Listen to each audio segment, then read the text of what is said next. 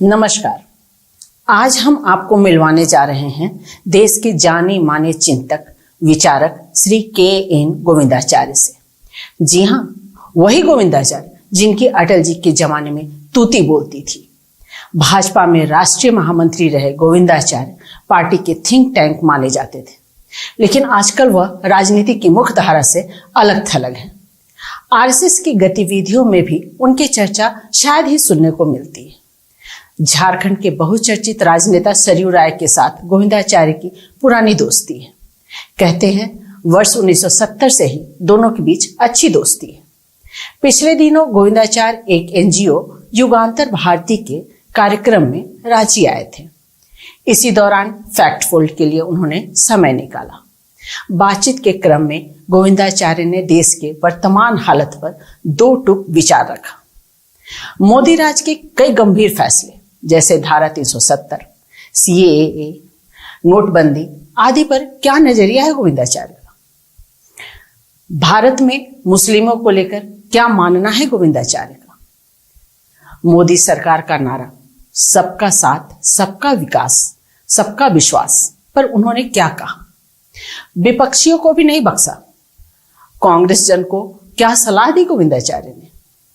भारत के भविष्य को लेकर किन कारणों से काफी आशान्वित हैं गोविंदाचार्य? राजनीति की मुख्य धारा से क्यों अलग हो गए? क्या अब आरएसएस से भी किनारा कर लिया है उन्होंने? तो आज कहां व्यस्त हैं गोविंदाचार्य?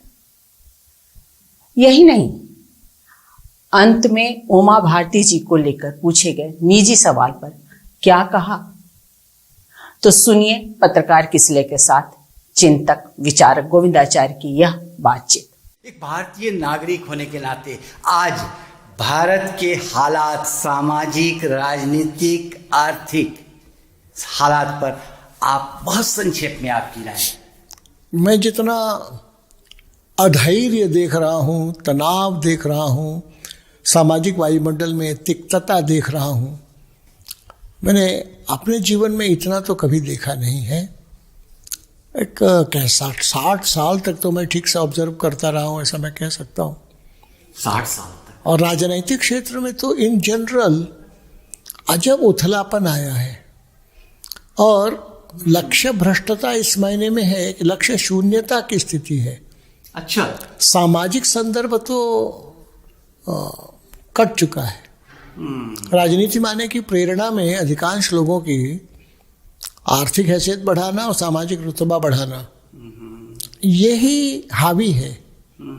सध जाए कुछ काम जनता का तो बात अलग है। उसी प्रकार मैं पांथिक क्षेत्र में देख रहा हूँ, अविश्वास बढ़ा है, आशंकाएं बढ़ी हैं। ये समाज के स्वास्थ्य के लिए अच्छी बातें नहीं होती है। ये मैं अभी देख रहा हूँ, तो मुझे चिंता भी है इस बात की। जहाँ तक आपने अभी भी जो कहा कि बड़ी लक्ष्य शून्यता है, लक्ष्य शून्यता अपने आप में एक ऐसा माहौल है जहाँ वाकई बेचैनी बहुत होती है। और इसके तो लक्ष्य शून्यता यहाँ दो पहलू हैं, दो पक्ष हैं। जैसे सत्ता पक्ष है एक जो प्रशासन कर रहा है, और एक जो है जनता पक्ष जो आम लोग हैं। इसमें जो भेद हो रहा है, इसके कारण जो असर पड़ रहा है, हम उसको समझना चाहते हैं। आप सीधी बात अगर हम ये सवाल करें कि मोदी राज में स्थितियां बहुत खराब दिख रही हैं आपको? मैं इसको केवल मोदी राज नहीं मानता हूँ। मैं मानता हूँ जो न्यू इकोनॉमिक पॉलिसी 1991 से आई, इनडिस्क्रिमिनेट ग्लोबलाइजेशन जो शुरू हुआ, तो वो अवांछित और हृदयहीन वैश्वीकरण हुआ, उसी की कंटिन्यूटी चल रही है। और उसमें सरकारें भले ही बदल जाए, पार्टियों की सरकारें, किसी पार्टी की कभी किसी पार्टी की, लेकिन अनुभव ही आया है कि नहीं, मोटे तौर पर उस वैश्वीकरण की गति को बढ़ाना या कम करना या धीरे चल पाना या ज़्यादा तेज चल पाना, इतना ही अंतर है। कंटेंट में कोई फर्क नहीं है। कंटेंट में फर्क नहीं है, लेकिन मोदी राज में विचारों का जो कन्फ्लिक्ट दिख रहा है, दो हिस्से में बढ़ता हुआ समाज दिखता है, राजनीतिक और वो बड़े दोनों हिस्से एक्सट्रीम पर दिख रहे हैं, जैसा अभी आपने माना भी। इस पर इस खास मोदी राज पर हम समझना चाहते हैं। इस पर इसमें मैं मानता हूँ कि देखिए, भारत की तासीर तेवर ज़रूरत के हिसाब से व्यवस्थाओं की दिशा होनी चाहिए, बात ठीक है। लेकिन हम जिस मिलियू में, जिस एम्बियंस में काम कर रहे होते हैं, उसका भी दखल लेना जरूरी है। नहीं तो हम अच्छा पढ़ने गए, नमाज, गले पड़ा रोज़ा, उससे फ़ायदा नहीं है। इसलिए इसमें जैसे मेरा अनुभव है कि जैसे धारा 370 को हटाया था, तो धारा 370 को हटाने के पहले, हटाने के बाद जम्मू कश्मीर में होने वाली स्थितियों की आशंकाओं को दूर करना और साथ में पूर्व व्यवस्था करना अपेक्षाकृत ज़्यादा हो पाया। अब उसकी अपनी समस्याएं जो सब सरफेस में होंगी वो आगे देखा जाएगा। लेकिन जब कभी भी किसी को भी जम्मू कश्मीर समस्या के समाधान की दिशा में कुछ करना होता तो धारा 370 को हटाए बिना हो नहीं सकता था। ये तो हुआ। लेकिन जैसे अब मान लीजिए CAA की बात थी, विषय स्वयं में अच्छा है और देश की क्या दुनिया में भारत की सद्भावना के लिए ज़रूरी भी है, लेकिन उसका प्रस्तुतिकरण वक्त की और स्थितियों की नज़ाकत को समझकर और बेहतर किया जा सकता था। होमवर्क और होता, और जो उसमें प्रयोग किए गए CAA के अंदर, उसमें परसिक्यूटेड रिलीजियस माइनॉरिटीज इतना भर कहने से पर्याप्त होता। मुस्लिम ना कह के, उसके कारण ही तमिलनाडु की अपनी समस्याएं आई, कोई ज़रूरत नहीं थी। तो कई अवॉइडेबल स्थितियां थी, लेकिन वो पता नहीं क्यों जल्दबाजी में कहिए, कोई भी कारण कहिए, या पूरा विचार नहीं किया कहिए, इसलिए हुआ हो। और बेहतर हैंडल होना चाहिए था, ऐसा मैं कह सकता हूँ। क्योंकि आप कूटनीति से भी जुड़े रहे हैं, आपकी पकड़ है तो, और खासकर हम अगर जानना चाहें आर्थिक व्यवस्था की ओर, तो अर्थव्यवस्था में जो डिमोनेटाइजेशन की बात है, उस पर आपकी क्या राय रही? डिमोनेटाइजेशन के समय में भी मैंने बातें बहुत साफ कही थी। मैंने कहा था कि जनता को बहुत कष्ट हो रहा है पहले 15 दिन, और इसका कुछ इम्पैक्ट आएगा 6 महीने के अंदर, लेकिन सही इम्पैक्ट आने की बात देखेंगे तो 2 साल लगेंगे समझने में। और मैं उस बात पर सही हूँ, आज भी मैं मानता हूँ कि काला धन, मैंने उस समय भी कहा था कि काला धन उसमें से नहीं निकलेगा। काला धन गोल्ड एंड लैंड में ज़्यादा इन्वेस्टेड है और कैश में नहीं। 3% केवल आ पाएगा, ऐसा मैंने तब भी कहा था। और मुझे कोई भी तर्क नहीं दे पाया कोई भी कि भैया 2000 के नोट लाए ही क्यों, 1000 का नोट खत्म करना था, वो बात समझ में आया ही क्यों। ऐसी बहुत सी विसंगतियाँ थी जिसके कारण जो उद्देश्य घोषित किया गया था नोटबंदी का, वो तो हासिल नहीं हुआ 2 साल के बाद। हम आज देखेंगे तो, और समस्याएं उसमें ये हो गई है, जैसे अतिरिक्त रेत खोद ली जाए तो नदी के स्वास्थ्य पर असर पड़ता है, वैसे ही घर घर से कई चीज़ों को खखोर लिया गया। इसमें जरा धीमे चलने की जरूरत थी भारतीय सामाजिक संदर्भ में, और उसके कारण जो भारतीय समाज की अंतर्निहित शक्ति है, वो उस शक्ति से समाज को वंचित किया गया है, ऐसा मैं मानता हूँ। और सत्ता की अपनी सीमाएं हैं, सत्ता को भी ये समझने की जरूरत है, इसका भी कुछ न कुछ व्यतिक्रम हुआ है। नहीं, आपने जो कहा, जितने मुद्दे मैंने अभी आपसे चर्चा किए, वो स्पष्ट बता रहे हैं कि मोदी राज्य की समस्या है और इसमें मोदी सरकार वो फेल करती दिख रही है आपकी समझ के मुताबिक। इसके भविष्य के परिणाम हम समझना चाहते हैं, कितने बुरे परिणाम होंगे और कितने दर्शक आपको, क्योंकि आप एक चिंतक के तौर पर जाने जाते हैं। फिर मैं यही कहूँगा कि देखिए, इसमें 2-3 पहलू हैं। एक है सिविलाइजेशनल पहलू, जिसमें भारत अंगड़ाई ले रहा है, भारतीय समाज आगे बढ़ेगा, विश्व में अपनी भूमिका निभाने के लिए आज से 50 साल की तुलना में अधिक सक्षम रीति से हस्तक्षेप करेगा। यह हुआ सिविलाइजेशनल कंटेक्स्ट, जिसका पॉलिटिकल कंटेक्स्ट से कोई ज़्यादा लेना देना नहीं है। कोई भी सत्ता में आवे, भारत की दिशा ये रहेगी, भारत का असर्शन भी रहने वाला है। और रही बात फिर पॉलिटिकल कंटेक्स्ट में आपको मालूम है कि वोट पॉलिटिक्स एक होलिस्टिक फिनोमिनन है, और इसमें विपक्षियों की अकर्मण्यता कहिए, दिशाहीनता कहिए, आत्मविश्वासहीनता कहिए, वो तो खुद हाशिए पर चले जा रहे हैं, खुद ही अपने कर्मों से। और पॉलिटिक्स होलिस्टिक फिनोमिनन होने के कारण इसका नेचुरल लाभ सत्ता पक्ष को लाभ मिल रहा है और मिलेगा। हाँ, मिलेगा। अब वो मनमानी करना चाहे तो, या अच्छी नीतियों को लागू करना चाहे तो लाभ की स्थिति में तो वो रहेंगे। लेकिन बहुत बड़ी समस्या 2 है मुझे लग रही है, जिसके बारे में बहुत सोचा जा रहा है कि नहीं पता नहीं, सोचा जा रहा है तो परिणाम तो दिख नहीं रहा है। एक है आजीविका का संकट सामान्य व्यक्ति का, बेरोजगारी, और उसी के अंतर्गत बेरोजगारी है। आजीविका हर एक को कैसे डिग्निटी के साथ कोई मिले, लाइवलीहुड मिले, इसका उत्तर अभी कहीं से दिख नहीं रहा है। आज का बजट भी उस दिशा में कोई सूचक नहीं है। और लेकिन दूसरी तरफ आप देखेंगे तो सामाजिक सांस्कृतिक दृष्टि से सौहार्द सौमनस्य बनाए रखते हुए भारत को अपनी दिशा में बढ़ना और वैश्विक दृष्टि से तौल कर कदम रखना, इसमें किसी खेमे में न जाते हुए अपनी राह चलना, इसमें जो एक नज़ाकत चाहिए वो आगे के वक्त का तकाजा है। वर्तमान सत्ता पक्ष उस बात को कितना निभा पाता है वो अभी देखने की बात है। नहीं, ये सब सत्ता पक्ष के बारे में तो स्पष्ट हो जाएगा कि आप उनकी जो योग्यता है वो सामने दिखने लगेगी, उनकी जो अयोग्यता है वो भी सामने दिख रही है जो हम लोग मान रहे हैं। तो इसका असर तो पड़ेगा, समाज पर भी पड़ेगा और भारत की भावना पर भी पड़ेगा, उसकी छवि पर भी पड़ेगा।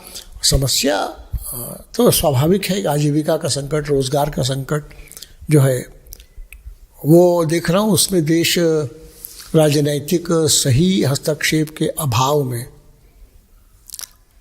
अराजकता की तरफ बढ़ता है। और उसमें भी क्या होगा कि समाज में कुछ लोग फ्रस्ट्रेशन में जाएंगे, कुछ लोग डिप्रेशन में जा रहे हैं।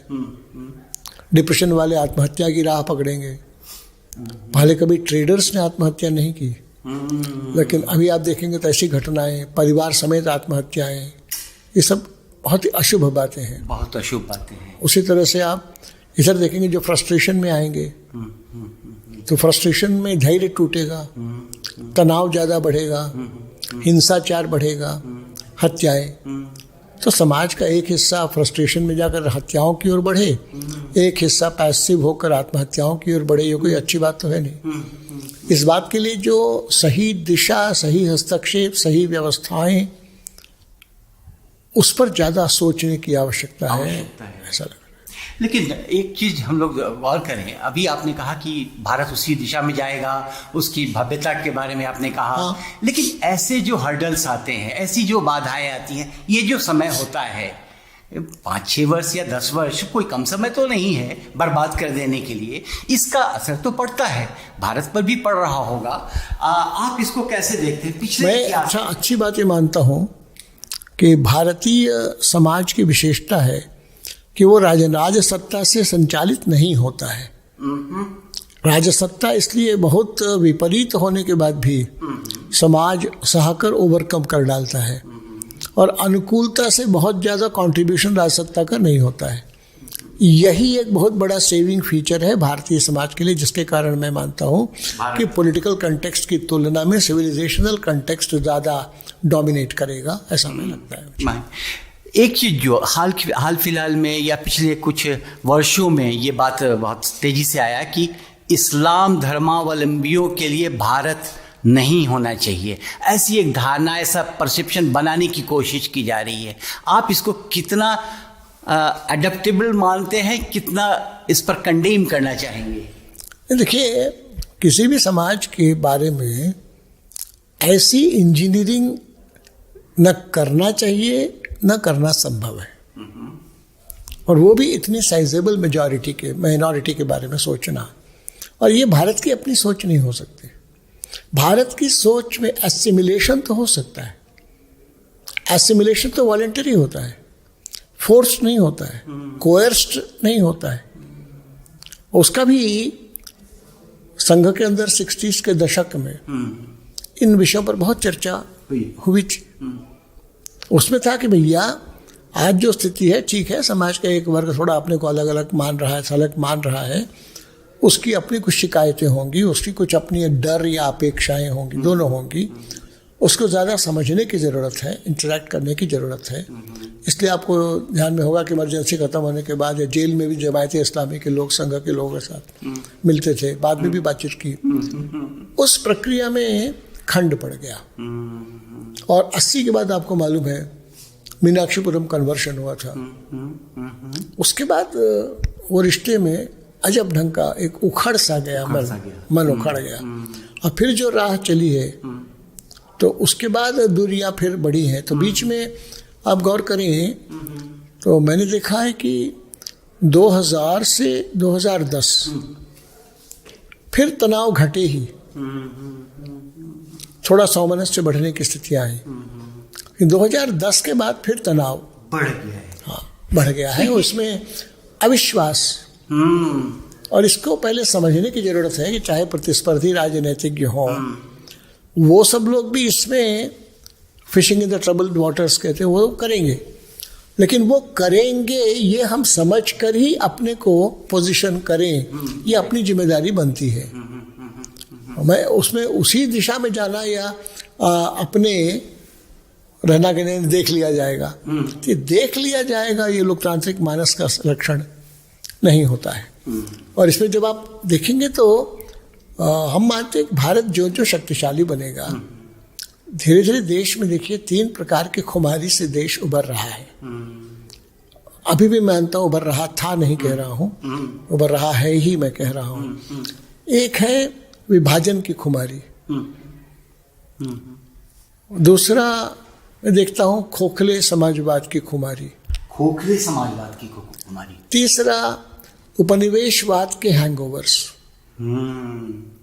तो इन तीनों बातों से भारतीय समाज उभर रहा है, और इस दिशा में उभरने से ही भारत को भारत के नजरिए से समझकर इसकी इकोनॉमी, इसकी पॉलिटी अपना शेप ले, तब भारत का वो जो सिविलाइजेशन असर्शन है वो तभी कारगर हो पाएगा।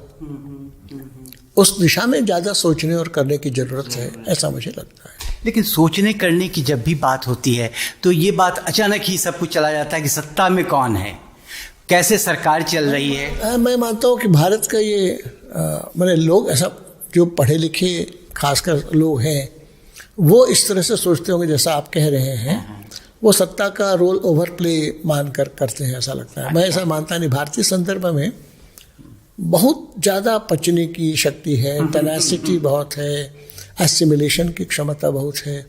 केवल अब जैसे उदाहरण के लिए बताता हूँ, अपनी मुस्लिम कम्युनिटी की बात आपने उठाई थी बात जी। आप गौर करिए कि औरंगजेब की मृत्यु तक एक हिंदुओं के प्रति डिस्क्रिमिनेशन रहा, उसमें भी ज़्यादा रहा औरंगजेब के समय में, ठीक है जी।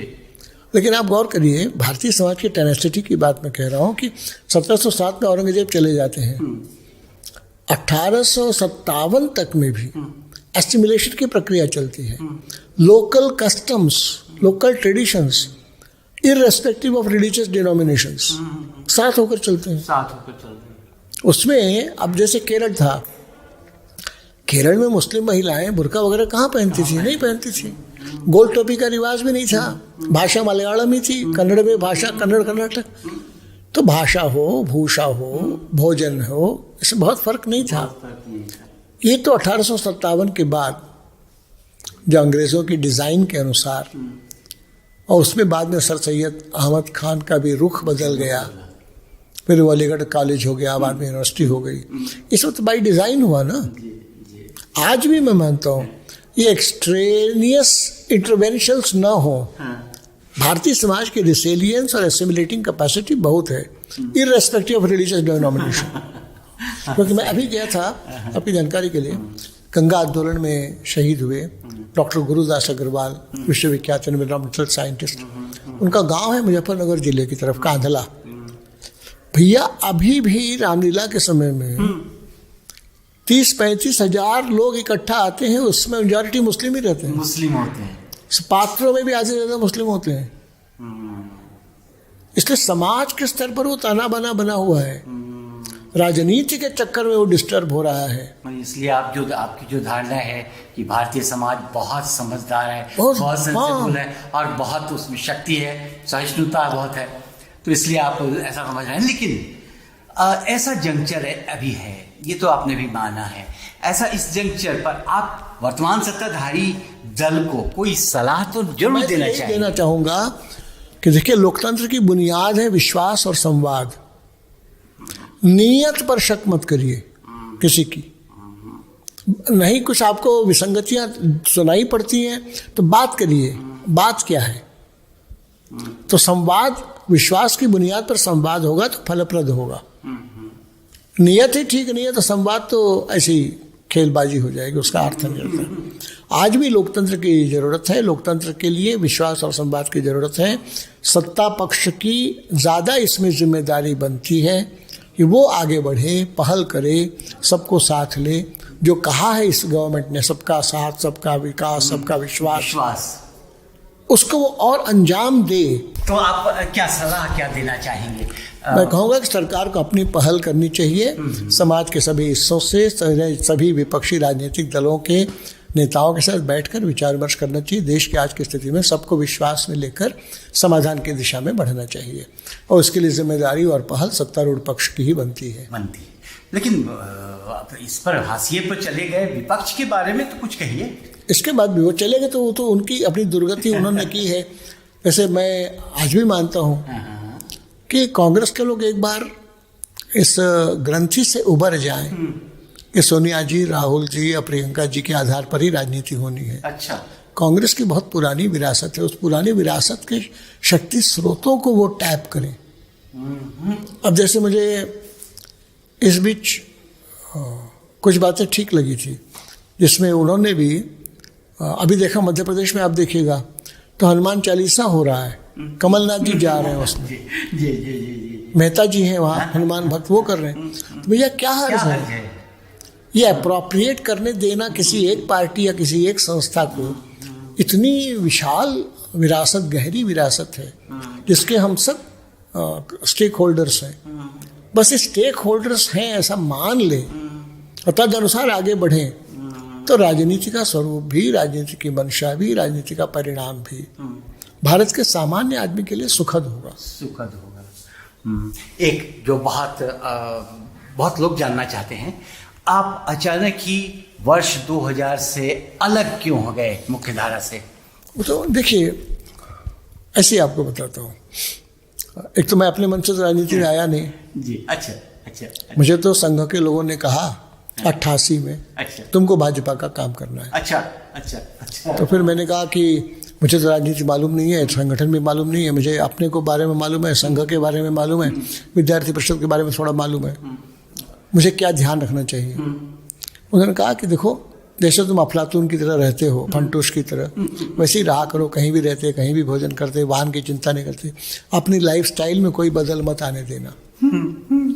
फिर मैं 2 साल के अंदर समझ गया पार्टी में आने के बाद कि पार्टी में वैज्ञानिक कार्य पद्धति की जरूरत है सबसे बड़ी, ऐसा मुझे लगा। कैडर बेस्ड, मास ओरिएंटेड पॉलिटिकल पार्टी की स्टाइल ऑफ फंक्शनिंग क्या हो, उसके पैरामीटर्स क्या हो, उसके सिस्टम्स क्या हो, मैकेनिज्म क्या हो, यही कोर प्रॉब्लम है। नहीं तो एडहॉकिज्म ही पार्टी की कार्य पद्धति रहेगी, तो फलाने के टेन्योर में, फलाने के रेन में पार्टी, और उसके रेन तक की पार्टी का एक प्रकार रहेगा, अगली बार फिर बदल जाएगा। तो दीनदयाल जी तक एक रहा, फिर 68 में दीनदयाल जी चले गए, तो 72 तक टर्मोइल रहा, फिर अटल जी अडवाणी जी का डुओ 72 से जनसंघ में आया, फिर वो आगे चलता चला गया, फिर बीच में डुबकी लगा के 77 से लेकर 80 तक का फिर भाजपा का नया अवतार आया, और वो जनसंघ का पुनरावतार भी वो मानते नहीं थे, लेकिन लोग मानते थे उनको। उसके बाद वो चलता गया, फिर राम जन्मभूमि का थोड़ा आया, उसके बाद नरेंद्र जी और अमित शाह, इनकी पार्टी का 2016 ऑनवर्ड्स आप देखेंगे ये डुओ चल रहा है। तो पावर्स दैट बी के मेंटल मैट्रिक्स के हिसाब से पार्टी की दशा, पार्टी की दिशा, पार्टी का स्वरूप, पार्टी की गति, पार्टी की प्राथमिकताएं, पार्टी की गतिविधियां, पार्टी के संगठनात्मक रचना, पार्टी में मूल्य, उससे निर्धारित हुए। हमारा कहना था कि नहीं, कोई रहे कोई न रहे, कैडर बेस्ड मास ओरिएंटेड पॉलिटिकल पार्टी का अपना एक ऑटोमेटेड स्टाइल ऑफ फंक्शनिंग होनी चाहिए, जिसमें नया संपर्क में आया हुआ व्यक्ति आगे बढ़े, सही बढ़े, गलत छटे, इसकी फिल्टरिंग मशीन होनी चाहिए, एक कोड ऑफ कंडक्ट होना चाहिए, उसके लिए कोई अपवाद न रहे, सभी including the all India president रहे। तो मैंने अपनी इस दिशा में कोशिश करते हुए 97 में एक विरार बैठक हुई थी, जिसके 40 ऑड रिकमेंडेशंस हुए थे। Those recommendations did not see the light of the day even after 1 year of the conclusion of that meeting in 1997, and by that time Bhajpa सत्ता में आ गई 98 में। मेरी सत्ता में पर से रुचि नहीं थी, इसमें रुचि थी। मैंने तत्कालीन जो अध्यक्ष थे उनसे बात की कि वो विरार बैठक का तो आप इम्प्लीमेंट करा दीजिए। तो उन्होंने कहा कि देखो ये पॉलिटिकल पार्टी है, ये संघ है या ABVP नहीं है, इसमें ये सब नहीं हो सकता। अच्छा। अब नहीं हो सकता तो फिर I had no interest in that. फिर मैं चलता रहा काम में। तो 99 में पार्टी स्टेबिलाईज हो गई, सब हो गया। और इस बीच आपको मालूम है कि डंकल ड्राफ्ट 1990 से लेकर इनडिस्क्रिमिनेट ग्लोबलाइजेशन के जो परिणाम थे आ रहे थे। और मैं समझ रहा था 99 के बाद भी देखो ग्लोबलाइजेशन के पक्षधर भी लोग पढ़े लिखे हैं। हमारी धारणाएं ही हैं क्या कि नुकसानदेह है ग्लोबलाइजेशन, या सही में सोचते हैं? इसके लिए हमको भी तो कुछ पढ़ना चाहिए। तो लेट 1999 में हमारे मन में आया कि हमको छुट्टी लेकर पढ़ना चाहिए। हमने दरखास्त दी। उस समय के अध्यक्ष ठाकरे जी थे। तब उन्होंने कहा देखो यार, पढ़ना है तो पढ़ाई भी करो, काम भी करो। हमने कहा कि काम करना ऐसे संभव नहीं होता, सीरियस पढ़ाई है। कहा अच्छा ऐसा करो, कुछ महीने के बाद मैं अध्यक्ष नहीं रहूँगा, जो बनेंगे उस समय तुम छुट्टी चले जाना, तो चर्चा भी नहीं होगी। उन्होंने कहा ये ठीक है। कुछ महीनों बाद बंगारू लक्ष्मण अध्यक्ष बने। हमने उनसे बातचीत की, देखे ठाकरे से मेरी बात हो चुकी थी, आप ये मत समझिए कि हम नॉन कोऑपरेट करना चाहते हैं, हमको जाना है। ये कारण था। इसलिए मैंने शुरू से ही कहा कि मुझे 2 साल का अध्ययन अवकाश किस लिए, impact of globalization on society, polity, economy and culture and the counter points, इस उद्देश्य से मैंने छुट्टी ली। और वो छुट्टी पूरी हुई 2003 में मकर संक्रांति 15 जनवरी को। तो हमने फिर जाकर कहा संघ के लोगों को, in the light of what ever I have studied, मुझे लग रहा है कि मुझे बौद्धिक, रचनात्मक, आंदोलनात्मक तीनों काम में हिस्सा लेना चाहिए, काम करना चाहिए। और ये मुझे लग रहा है तो मुझे करना चाहिए। अगर तो मेरा नैतिक कर्तव्य बनता है कि आपके पास आऊं और मैं कहूं कि 3 दिसंबर 1965 को मैंने अपने जीवन के बारे में निर्णय करने का अधिकार एक प्रचारक के नाते सबमिट होकर आपको दिया था। आज मैं वापस ले रहा हूँ। अच्छा। तो मैं प्रचारक नहीं रहूँगा। और अगर प्रचारक नहीं रहूँगा तो आपसे मैं न पैसे मांगूंगा न कार्यकर्ता मांगूंगा। मेरी जिम्मेदारी होगी, काम जैसा होगा होगा, नहीं होगा नहीं होगा, तो हमारा काम होगा। तो मैं इसके लिए आपसे अनुमति चाहता हूँ। तो मदन दास को कहा मिलोगे भी नहीं? नहीं, 3 महीने 4 महीने में मिलेंगे, लेकिन निर्णय मैं करूंगा अपने जीवन के बारे में, न कि आप करेंगे। अब तक अच्छा। ये बात है। चलिए, ये बहुत सारी जानकारी और बहुत जानकारीपूर्ण बातें आपसे हो गई।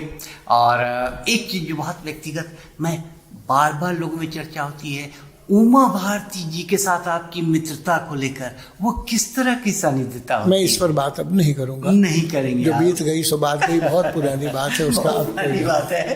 तो मैं इस पर क्षमा चाहूँगा अगर इसमें कोई अन्यथा लगे, लेकिन आपसे बात करना बहुत दिनों की इच्छा थी और हम चाहते थे कि हमारे दर्शक भी आपको आपकी उस पर्सनलिटी को फिर से सुने। बहुत लंबा गैप हो गया था। बहुत धन्यवाद आपको।